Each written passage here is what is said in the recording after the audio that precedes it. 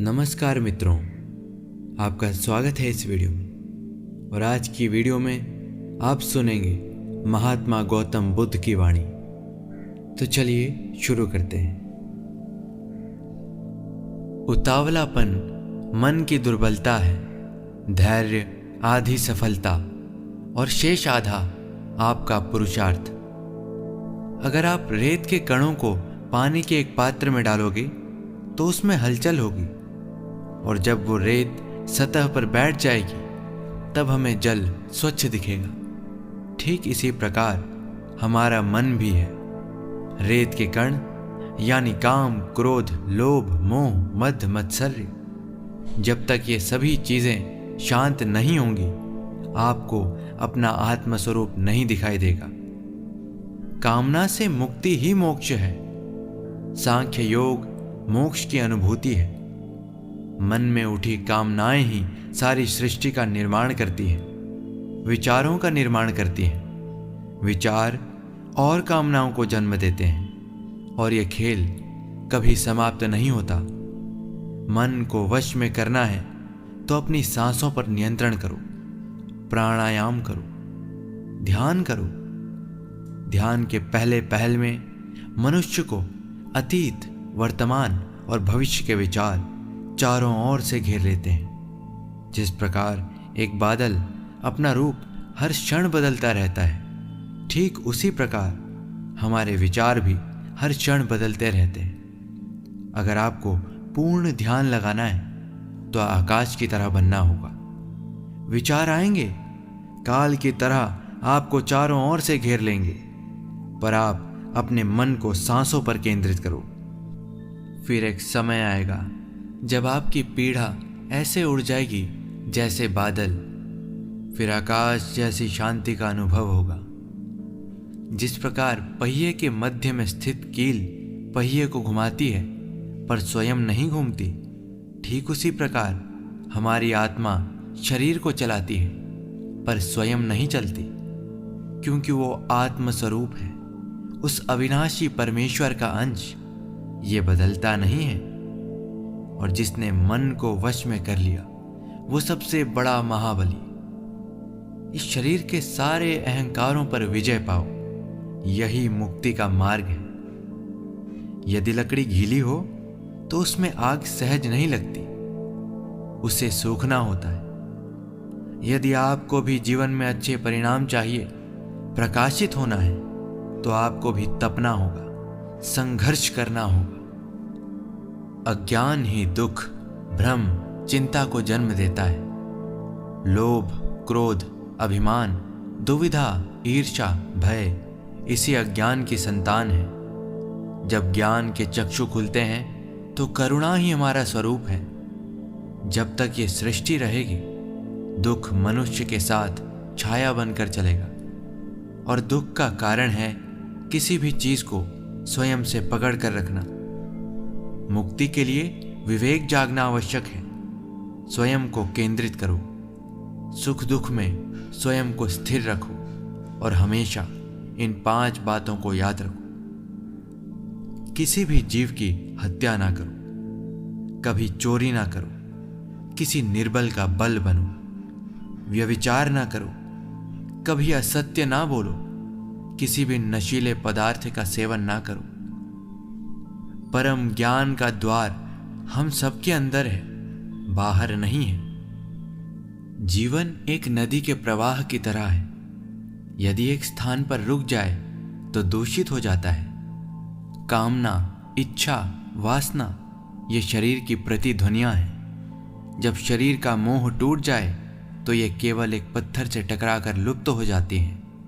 जैसे ज्ञान का सूर्य उदय होते ही अज्ञान लुप्त हो जाता है, वैसे ही आत्मज्ञान का सूर्य जब उदित होता है तो सारे प्रलोभन राख बन धरती पर गिर पड़ते हैं। हम विपरीत परिस्थितियों में भी शांत हो सकते हैं। सुख और दुख एक ही सिक्के के 2 पहलू हैं। जब सुख की कामना का अंत होगा तो दुख का भय समाप्त हो जाएगा। आकाश गंगाओं में यात्रा करो, पर पैर धरती पर गड़े होने चाहिए। सुख दुख, रात दिन, अच्छा बुरा मन और माया का खेल है, परंतु उसके बीच एक मध्य बिंदु है।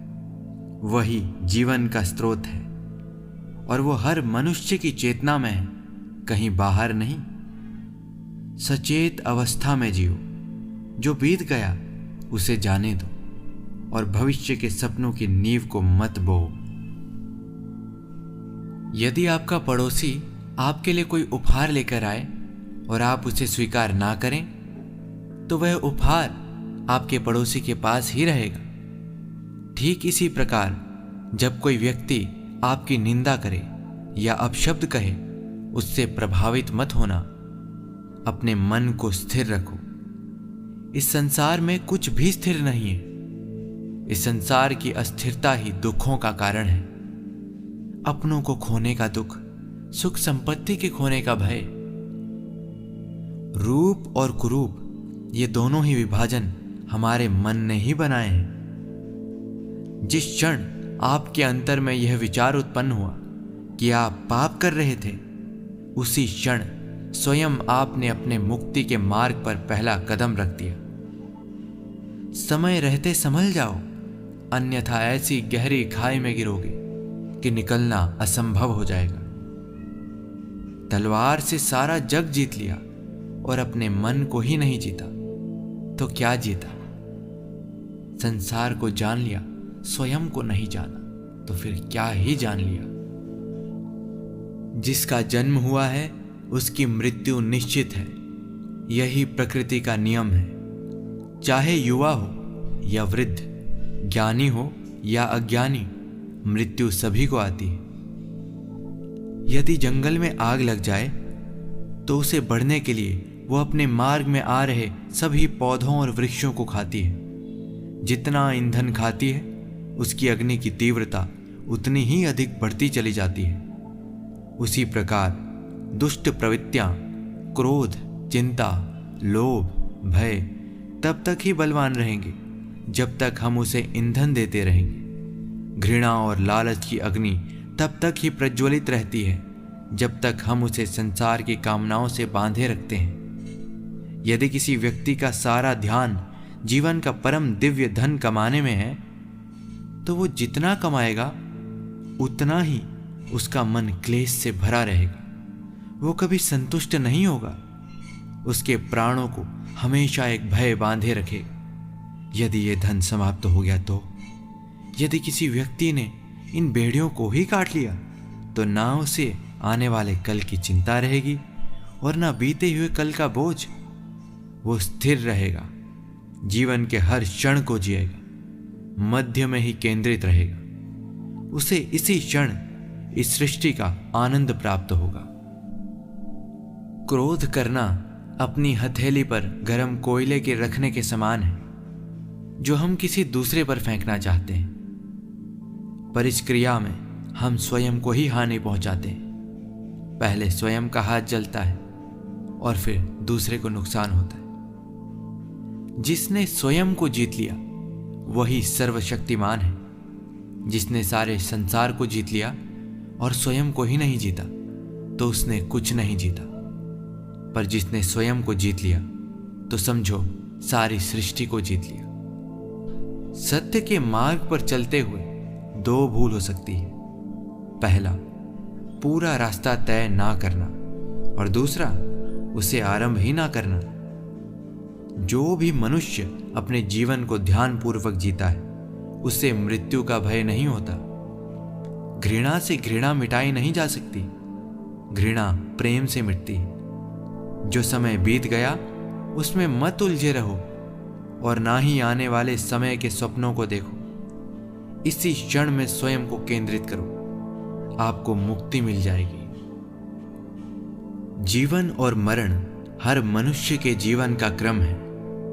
यदि हम चैतन्य हो इस विधान को देखें, तो हर दिवस हम स्वयं को वासनाओं से मुक्त कर सकते हैं। ऐसा जीवन जी सकते हैं जहां शांति, आनंद और संतोष का सर्वदा वास हो। यही हर जीवन की सच्चाई है। ना जन्म होता है, ना मृत्यु होती है, ना कुछ घटता है, ना ही कुछ बढ़ता है। चारों ओर केवल शांति। जोश से भयंकर कोई अग्नि नहीं, घृणा से भयंकर कोई जानवर नहीं, अविवेक से बढ़कर कोई जाल नहीं, लालच से बढ़कर कोई बाधा नहीं। जिह्वा तेज धार वाले चाकू के समान है, जो बिना लहू बहाए मनुष्य को मार देती। जैसा चिंतन होगा वैसी आपकी प्रवृत्ति होगी। व्यक्ति का मन ही उसका सबसे बड़ा शत्रु है, जो उससे अनुचित कार्य करवाता है। हम जो सोचते हैं उसका ही परिणाम बनते हैं। अच्छा विचार अच्छा परिणाम देता है, बुरा विचार बुरा परिणाम। ये प्रकृति का अटल नियम है। करुणा से ही हम दूसरे जीव की पीड़ा समझ सकते हैं, उसका दुख दूर कर सकते हैं। हम कितनी भी पुण्य की बातें पढ़ लें या कह लें, जब तक वह हमारे अपने कृत्य ना बन जाए तब तक कोई लाभ नहीं होगा। जिसने अपने आप को जीत लिया उसने सारे ब्रह्मांड को जीत लिया। जो ध्यान कोलाहल से भंग हो जाए उसे ध्यान नहीं कहते। 3 बातें कभी अंधकार में नहीं छिपती, सूर्य, चंद्रमा और सत्य। इस शरीर रूपी जन्म में ही नहीं, शरीर के पश्चात वाली यात्रा में भी जैसा कर्म होगा वैसा ही फल होगा। जीवन का रहस्य है भय से मुक्त होना। कल क्या होगा तुम्हारा या मेरा क्या होगा, किसी पर निर्भर ना होना। जैसे ही भय को अस्वीकार करोगे पूर्ण मुक्ति मिलेगी। कितने भी धार्मिक ग्रंथ पढ़ लो, कितना ही उन्हें कंठस्थ कर लो, यदि वो आपके जीवन के कृत्य ना बने तो समझना कुछ भी नहीं किया।